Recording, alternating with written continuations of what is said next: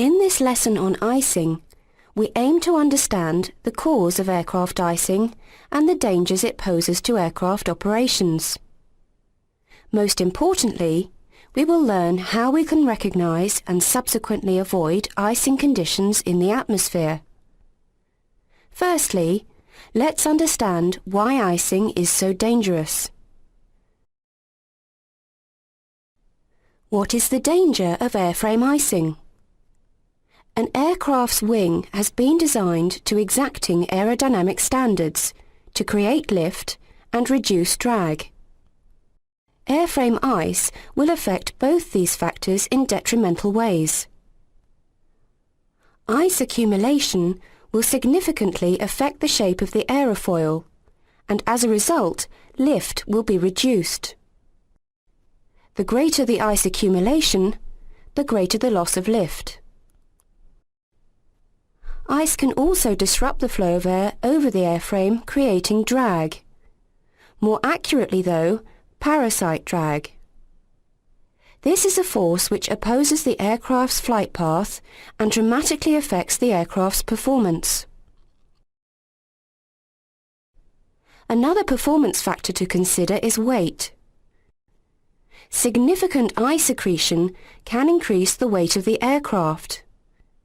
This may not seem so bad, but to counteract this extra weight, we need to increase lift. And as we have just stated, ice on the airframe will have the effect of reducing lift. The combination of these effects increases the stall speed of an aircraft and reduces its stability.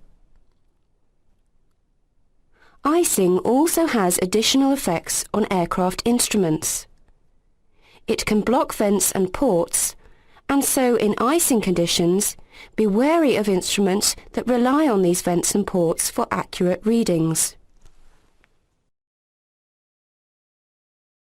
Additional problems can be encountered when ice develops around and over the control surfaces. If ice forms, not only can the control surface be covered, but also the gaps between the control surfaces. This leads to control jam, which is a significant hazard to a pilot. Icing is a significant hazard to aviation, and the subject needs to be thoroughly understood. Let's now examine how icing develops.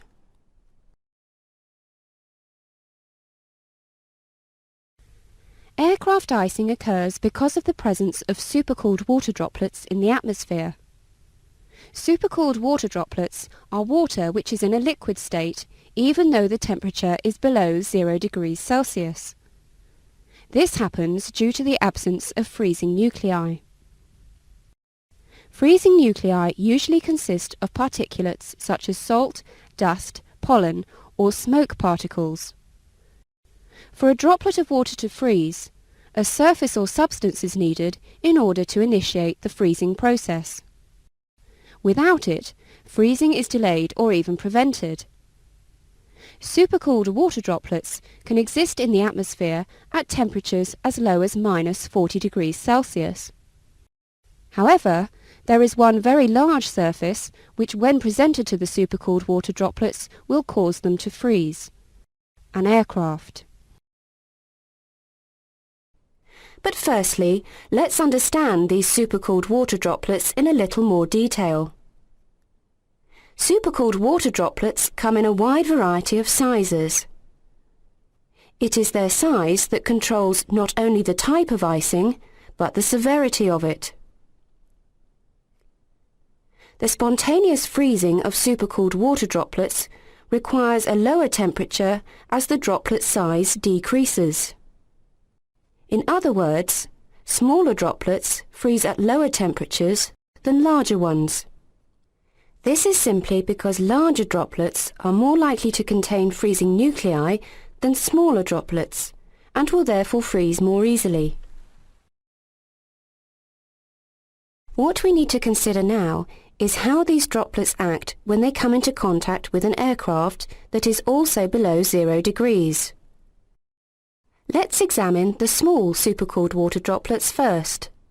Since they are so small, The moment they come into contact with the leading edges of an aircraft, they will freeze instantly. As the diagram shows, through time the ice will accumulate into the airflow. In other words, forward from the leading surfaces of the aircraft. This type of icing is known as rime ice.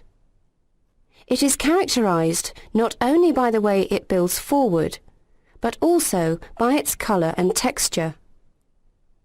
It is opaque or milky in appearance and brittle. This is because no air is allowed to escape, since the freezing process occurs so rapidly. It also has a rough sandpaper-like texture. This is because small droplets freeze straight away and accumulate to give a granular growth. It looks and feels very much like the ice that grows on the insides of domestic freezers. The large supercooled water droplets freeze in a very different way. Because of their size, they do not freeze straight away. When the droplet first strikes the leading edges of the aircraft, only that part touching the aircraft will freeze instantaneously. The remainder of the droplet can then flow backwards, slowly freezing as it comes into contact with the skin's surface. When the droplet first starts to freeze, latent heat is released. This acts to keep the droplet in a liquid state for longer. Eventually, however, the whole droplet will freeze. The build-up that can be seen here is characteristic of this type of icing, called clear or glazed ice. Clear ice looks like glass and is mostly transparent, making it difficult to spot. This is because there is no air trapped inside. The freezing process is slow enough to allow the air to escape. This ice builds up in a laminar way, which increases its integral strength and makes it difficult to break and remove. On most occasions, though, it is unlikely that you will experience just one type of icing. It is far more likely you will experience both forms. This type of icing is called mixed ice and incorporates both rime and clear ice characteristics. A third type of icing is called rain ice or freezing rain. This type of icing is the most hazardous to aircraft operations. Freezing rain occurs when rain droplets fall into an area where they become supercooled. In order for this to happen, there must be a layer of air above 0 degrees overlying a layer of air below 0 degrees. The diagram shows the cloud and rain formation within the warm layer. However, when this rain falls into the zone which has a temperature below 0 degrees, it may become supercooled. If an aircraft were to fly within this area, then the airframe will be below 0. But more importantly, there are very large supercooled water droplets raining on the airframe. The rate of accumulation is so severe that within a very short time the aircraft will not be able to sustain flight. This type of icing can occasionally be found associated with a warm front. The diagram here shows where warm air overlies air below 0 degrees. If precipitation were to fall within this area here, then it would become supercooled, and rain ice should be expected. Be cautious when flying through warm fronts or occlusions, especially if the air ahead of the front is very cold. There is one more type of icing. This is called hoarfrost, and is the only icing that can develop clear of cloud. This icing is identical to that which can develop on car windscreens on cold, frosty nights. It can develop on an aircraft in flight or on the ground. On the ground on clear nights, when the surface temperature falls below 0, The dust and particles on the aircraft's skin can act as sublimation nuclei.